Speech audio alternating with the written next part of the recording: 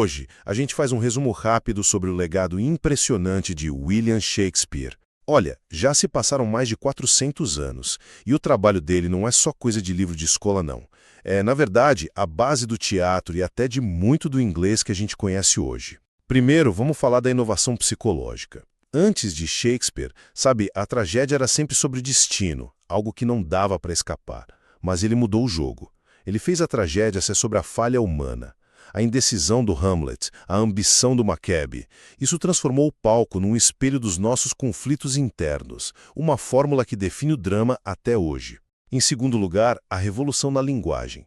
O cara não só inventou ou popularizou mais de 1.700 palavras, como também dominou o tal do pentâmetro iâmbico. É um ritmo poético que imita a batida do coração, sabe? Isso faz o texto soar como uma fala supernatural e, ao mesmo tempo, muito mais emocionante. E por último, o lado empreendedor dele. Pois é, Shakespeare não era só um artista, ele era um baita homem de negócios. Como um dos donos da sua companhia de teatro e do famoso Globe Theatre, ele ajudou a profissionalizar a coisa toda. Ele transformou o teatro de um simples entretenimento numa indústria cultural poderosa e lucrativa. Resumindo, Shakespeare foi o arquiteto da psicologia no palco, da nossa linguagem do dia a dia e do teatro como um negócio.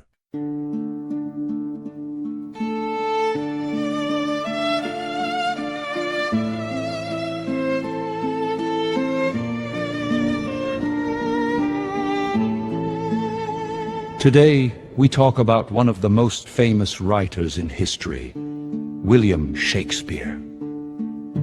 William Shakespeare was born in 1564 in a small town called Stratford-upon-Avon in England. His exact birthday is not certain, but many people celebrate it on April 23rd. He lived during a time known as the English Renaissance. It was a period of great cultural growth in England. Shakespeare was a playwright, a poet, and an actor. He wrote about 39 plays, 104 sonnets, and several long poems. His works have been translated into many languages and are still performed all over the world. When Shakespeare was a young man, he moved to London there. He became part of a group of actors called the Lord Chamberlain's Men. This group later became known as the King's Men. They performed many of his plays in a famous theatre called the Globe Theatre. Shakespeare wrote different kinds of plays. Some were comedies. These plays often included love, confusion, and happy endings. One example is A Midsummer Night's Dream. He also wrote tragedies. These plays tell stories of suffering and loss. Famous tragedies include Romeo and Juliet, Hamlet and Macbeth. In these stories, Shakespeare explored powerful emotions like love, ambition, jealousy, and revenge. Shakespeare's characters feel real and human. Hamlet questions life and death. Macbeth struggles with ambition and guilt. Romeo and Juliet experience young and passionate love. Even today, audiences understand these feelings. Shakespeare also helped shape the English language. He created new words and expressions. Some phrases we still use today, like break the ice and wild goose chase, first appeared in his plays.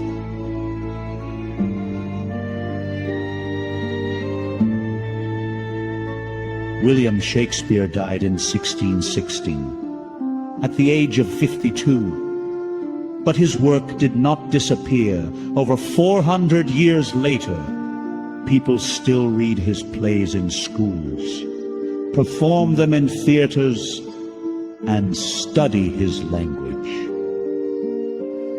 Why does Shakespeare still matter today?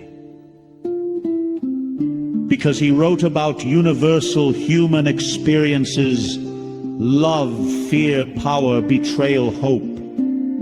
These themes are part of every culture and every generation.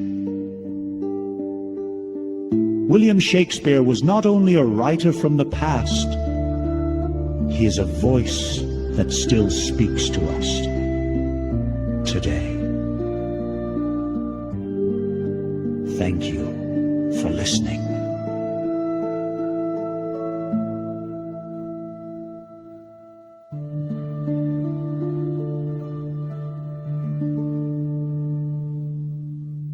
Bem-vindos ao debate. Hoje, vamos mergulhar na obra de uma figura que realmente dispensa apresentações: William Shakespeare. O material que a gente analisou nos leva a uma questão que parece simples, mas é, na verdade, incrivelmente complexa. Por que, depois de mais de 400 anos, nós ainda montamos as peças dele, estudamos seus textos e adaptamos suas histórias? O que exatamente garante essa longevidade impressionante? A discussão, assim, se divide em dois campos principais. De um lado, a ideia de que o segredo está nos temas universais que ele explorou.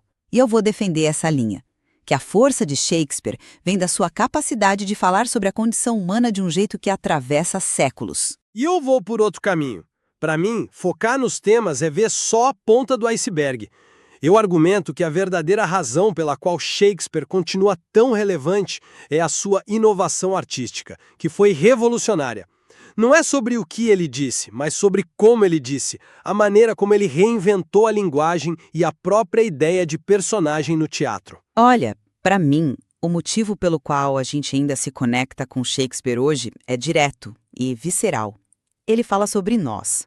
O material de base lista temas como amor, medo, poder, traição, esperança, e diz que eles fazem parte de toda a cultura e toda a geração.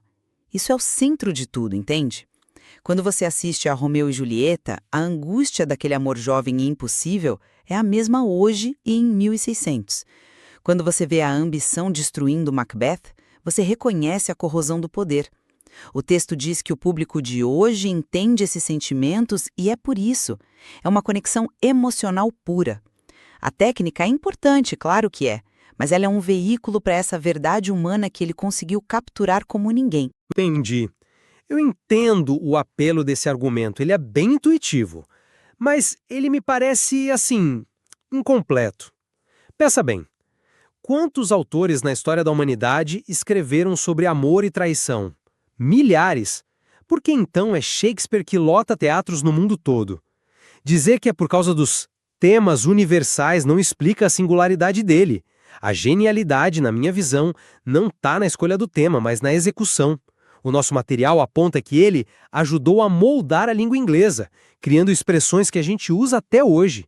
E mais importante, que seus personagens parecem reais e humanos. Isso não acontece por acaso, né? A complexidade psicológica de um Hamlet, as suas dúvidas, as suas contradições, isso foi uma invenção. A universalidade, portanto, não é a causa da genialidade dele, é a consequência. Mas essa distinção entre causa e consequência se quebra um pouco quando a gente pensa na experiência global de Shakespeare. As peças dele são traduzidas para dezenas de línguas e encenadas em culturas completamente diferentes. O texto até ressalta isso. Nessas traduções, muitas das inovações linguísticas específicas do inglês, os trocadilhos, a métrica exata, isso se perde ou é radicalmente adaptado. O que sobrevive intacto? O ciúme doentio de Otelo, a dor do rei Lear ao ser traído pelas filhas, a paixão da Julieta. Se a base de tudo fosse a técnica linguística, Shakespeare seria uma figura muito mais restrita ao mundo anglófono. O fato dele ser universal prova que o que ele capturou foi algo mais profundo que a própria linguagem. A emoção humana. Certo, esse é um bom ponto, mas eu vejo essa questão da tradução de uma forma bem diferente. O que sobrevive não é só a emoção genérica de ciúme ou dor. O que sobrevive é a estrutura dramática genial e a arquitetura psicológica dos personagens que ele criou. Vamos pegar Macbeth de novo. O tema da ambição é o de menos. O que é universal e traduzível é a jornada psicológica que ele constrói. A forma como a culpa se manifesta, como a linguagem do próprio Macbeth começa a se desintegrar à medida que a paranoia toma conta.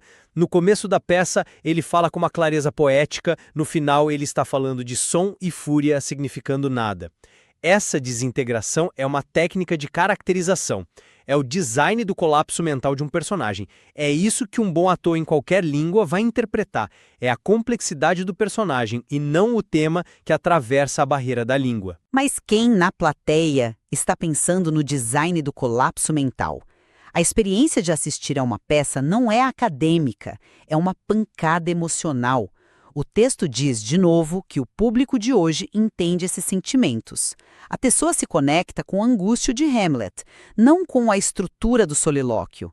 Ela sente o desespero do amor proibido em Romeu e Julieta e não fica lá admirando a beleza do pentâmetro iâmbico. A arte está ali para servir a esta conexão. Se a técnica se sobrepõe à emoção, a obra vira um exercício intelectual frio, e Shakespeare é tudo menos isso. Espera, aí é que eu discordo fundamentalmente. Você está criando uma falsa oposição entre técnica e emoção. A emoção que o público sente não surge do nada. Ela é fabricada com uma precisão técnica absurda. Peguemos o solilóquio mais famoso do mundo. Ser ou não ser. O tema é vida e morte, claro, universal. Mas o poder daquilo não vem só do tema. Vem da forma como ele articula a dúvida. Ele não diz, devo me matar. Ele coloca em cena uma mente em tempo real, pesando opções, usando metáforas como o sono da morte, o país não descoberto. Ele nos dá um acesso direto ao processo de pensamento confuso e aterrorizado de um ser humano. Antes de Shakespeare, os personagens no palco declaravam seus sentimentos. Com ele, pela primeira vez, nós vemos os personagens pensando, em toda a sua confusão. A técnica não é um ornamento, ela é o motor que gera a empatia e a emoção. Eu concordo que a forma como ele escreve é brilhante, não tem como negar. Mas essa técnica de mostrar o pensamento, como você diz, só funciona porque o pensamento que ele mostra é universalmente reconhecível. A dúvida do Hamlet sobre o sentido da vida é algo que, em algum nível, todo mundo já sentiu. Se ele usasse toda essa técnica para descrever um sentimento que ninguém entende, a peça falharia. O gênio dele foi encontrar a forma perfeita para expressar as verdades mais fundamentais sobre nós. A forma serve ao conteúdo. Eu inverto essa lógica. A gente só passou a reconhecer e articular essas verdades fundamentais dessa forma por causa dele. Ele nos deu o vocabulário para a complexidade interior. Pense nos contemporâneos dele, como o Christopher Marlowe, um dramaturgo fantástico, mas seus personagens, como o Dr. Fausto, são movidos por uma única e grandiosa paixão. Eles são quase arquétipos. Shakespeare cria personagens que são um feixe de contradições, como pessoas reais. Hamlet é corajoso e covarde, inteligente e paralisado pela dúvida. Essa complexidade não era o padrão na época, foi uma ruptura. E essa ruptura é técnica. Ele pegou o verso padrão do teatro elisabetano, o pentâmetro iâmbico, e o subverteu. Um nobre fala de um jeito, um coveiro fala de outro. Às vezes, o ritmo é perfeito, outras vezes ele o quebra para mostrar a agitação de um personagem. A técnica dele não é só sobre beleza, é sobre psicologia. Ok, essa análise da técnica é fascinante, eu não nego. Mas isso me leva a uma pergunta. E as adaptações? Pensa em West Side Story, que é Romeu e Julieta em Nova York. Pensa no Rei Leão, que é Hamlet na savana africana. Pensa no filme Han, do Kurosawa, que é Rei Lear no Japão feudal. Todas essas obras mudam completamente a linguagem, o cenário, o contexto histórico. A técnica shakespeariana original se foi. E, no entanto, as histórias funcionam perfeitamente. A força emocional delas permanece intacta. Isso não é a prova definitiva de que o esqueleto da história, a estrutura de relações e os conflitos emocionais, ou seja, os temas, são o verdadeiro motor que sobrevive a tudo? Essa é uma ótima pergunta, mas ela reforça o meu ponto, não o enfraquece. O que essas grandes adaptações pegam de Shakespeare não é o tema genérico de amor proibido ou vingança. O que elas pegam é a sua estrutura de personagem e de enredo, que é incrivelmente sofisticada.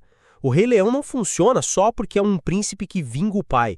Funciona porque herda a complexa teia de culpa, dúvida e responsabilidade que Shakespeare teceu para Hamlet. Kurosawa não pegou de Rei Lear apenas o tema da ingratidão filial, ele pegou a estrutura trágica de um homem poderoso que, cego pela arrogância, destrói a única pessoa que o ama de verdade e causa a própria ruína. O que é universal e adaptável é esse blueprint da tragédia humana que ele desenhou. Ele criou a matriz. Os outros preenchem com novas cores, mas a genialidade está na matriz original. É uma inovação de design narrativo, não só de tema. Mas mesmo o nosso material de análise, no final das contas, parece tomar um partido.